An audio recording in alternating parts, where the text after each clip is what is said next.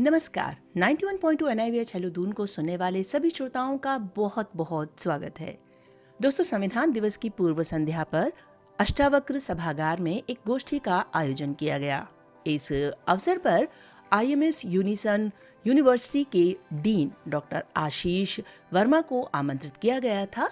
Doctor आशीष वर्मा ने विद्यार्थियों और प्रशिक्षणार्थियों को संविधान के बारे में विस्तृत जानकारी दी और इस खास अवसर पर 91.2 NIVH हेलो दून ने खास कवरेज की। तो इस खास कार्यक्रम की खास झलकियां अब आपके समक्ष प्रस्तुत हैं।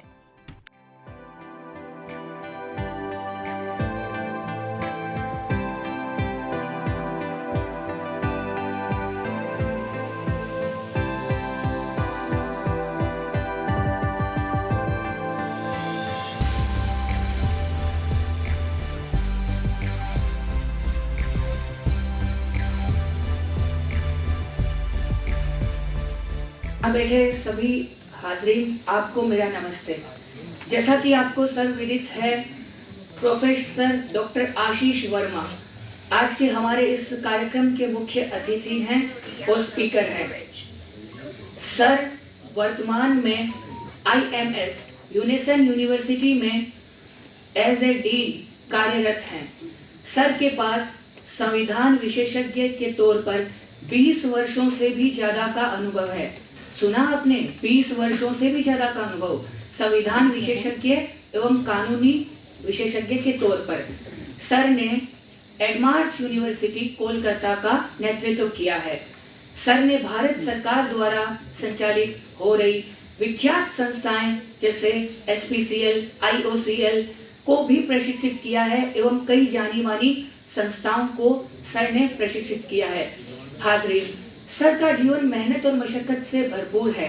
वर्तमान में सर UPES से भी जुड़े हुए हैं और आज हमारे बीच में भी विद्यमान है। अंत में सर की उपलब्धियां गिनाने के लिए अल्फाज कम पड़ जाएंगे। चंद पंक्तियों में सर के लिए कुछ दुआएं पिरोना चाहूंगा कि फूलों से भी अच्छी खुशबू हो आपकी, चांद से भी अच्छी चांदनी हो आपकी। फूलों से भी अच्छी खुशबू हो आपकी, चांद से अच्छी चांदनी हो आपकी। जिंदगी में हो एक ही मकसद, आसमां से ऊंची उड़ान हो आपकी। तो मैं आमंत्रित करना चाहूंगी हमारे आज के मुख्य अतिथि डॉक्टर आशीष वर्मा जी को कि वो आए और हमें संविधान के बारे में और जानकारी दें। श्री आशीष वर्मा जी के लिए जोरदार तालियां हो।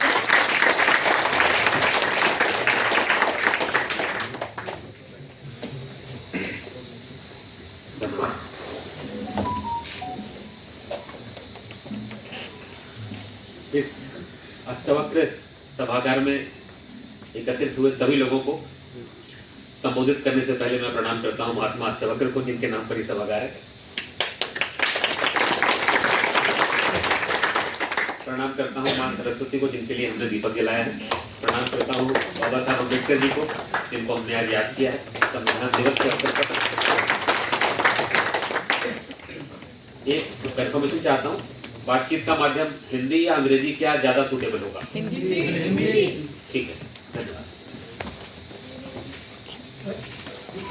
आदरणीय अतिथिगण, मंचासीन विद्वानगण, उपस्थित सभी विद्वद्गण और प्यारे बच्चों,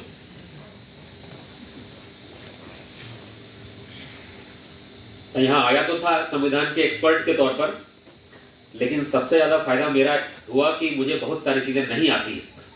जो कविता पढ़ी गई बच्चे की, उसको सुन करके मैं अभिभूत हूँ। जो यहाँ पर मेधा का झरना बह रहा है, मैं उसको नमस्ते करता हूँ। वास्तव में बहुत ही अच्छा है।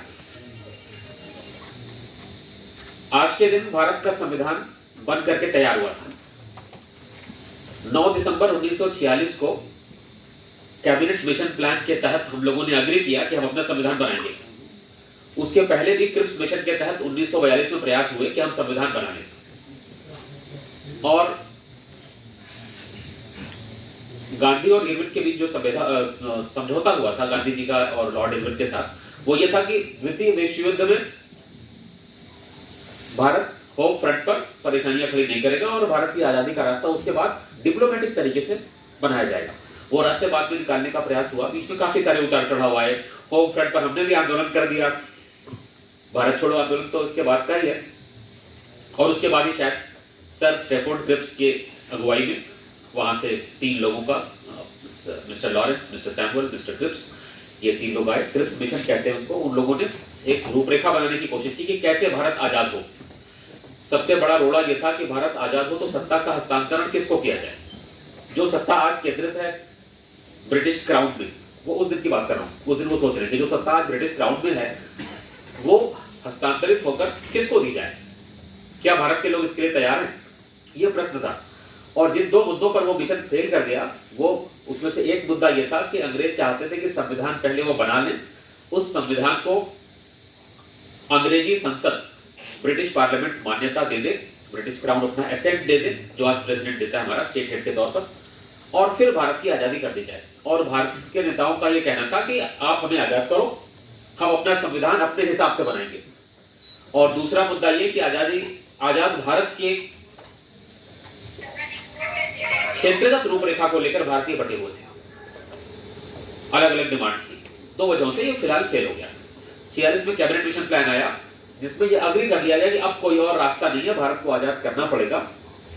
तो बन गया कि चलो आप हिंदुस्तानी लोग एक संविधान सभा गठित करोगे जिसमें सभी जाति, धर्म, क्षेत्र के लोगों का प्रतिनिधित्व होगा और उस प्रोपोर्शनल रिप्रेजेंटेशन के आधार पर बनी हुई संविधान सभा को सत्ता हस्तांतरित कर दी जाएगी और यह संविधान सभा अपना संविधान बनाएगी और भारत के लोग उसको मानेंगे। उसके हिसाब से आगे कानून बनेगा और देश का शासन, प्रशासन और सब चला करेगा। लेकिन जब उस कैबिनेट मिशन प्लान के तहत पहली बार संविधान सभा बैठी, वो दिन था 9 दिसंबर 1946 संसद के केंद्रीय सभागार में। उस दिन बैठक हुई, लोगों को काम बटे, संविधान कैसा होगा इसके बारे में चर्चा हुई और एक कमेटी थी जिसका नाम था सेंट्रल स्टेट कमेटी। किसी वजह से कहानी सुना रहा हूं। सेंट्रल स्टेट कमेटी के हेड थे पंडित जवाहरलाल नेहरू जी। और जो सेंट्रल स्टेट के रिलेशंस होते हैं उसके बारे में एक सिद्धांत है, फेडरलिज्म का सिद्धांत। मैं उस सिद्धांत पर व्याख्यान करना नहीं चाहता, बेसिक तौर पर बता देता हूं कि ये विकेंद्रीकरण का सिद्धांत है। सारा पावर सेंटर के पास ना हो, पावर निचली राजनीतिक इकाइयों पर बटे, मतलब राज्य भी एक इकाई हो, राज्य के पास भी सत्ता का बल हो और राज्य केंद्र के अधीनस्थ ना हो। निर्णय लेने का अधिकार, अपने पैसे खर्च करने का अधिकार, उनके आर्थिक स्रोतों पर उनका अधिकार, जिससे कि विकास 2 स्तरों पे होगा तो अच्छा होगा और जनता के लिए होगा। मतलब पावर का सेंट्रलाइजेशन ना हो, सत्ता का केंद्रीकरण ना हो, कोई पावर एंजॉय ना करने लगे बल्कि जनता के लिए काम करे। मकसद ये था। जो रिपोर्ट नेहरू जी ने दी थी उसके मुताबिक हम बहुत ज्यादा फेडरल, संघात्मक होने वाले थे। राज्यों की स्वायत्तता अच्छी खासी होने वाली थी और फेडरलिज्म एक अच्छा सिद्धांत माना जाता है संवैधानिक विधिशास्त्र में। दूसरी मीटिंग बस अभी काम बटा था। दूसरी मीटिंग जो हुई 11 दिसंबर को, उस दिन जो इस समिति की रूपरेखा थी जो भी मैंने बताया, जैसे कि राज्यों को बहुत सारे अधिकार थे, वो सब बातचीत हुई, लेकिन वो दूसरी मीटिंग पूरी नहीं हो पाई क्योंकि हमने हल्ला करना शुरू कर दिया कि हम नहीं मानेंगे इसको, अलग पाकिस्तान चाहिए, या जो भी उस समय की राजनीतिक घटनाएं उठापटक हुआ, तो पूरा नहीं हो पाया और संविधान सभा फेल कर गई। दोबारा गठित हुई भारत की आजादी के बाद, जब 3 जून ब्लैक माउंटबेटन के आने के बाद अग्री किया गया, तब दोबारा से संविधान सभा बनाई गई और तब उन्होंने फिर से बनाना शुरू किया और इस प्रकार से 1949 में बनकर के तैयार हुआ।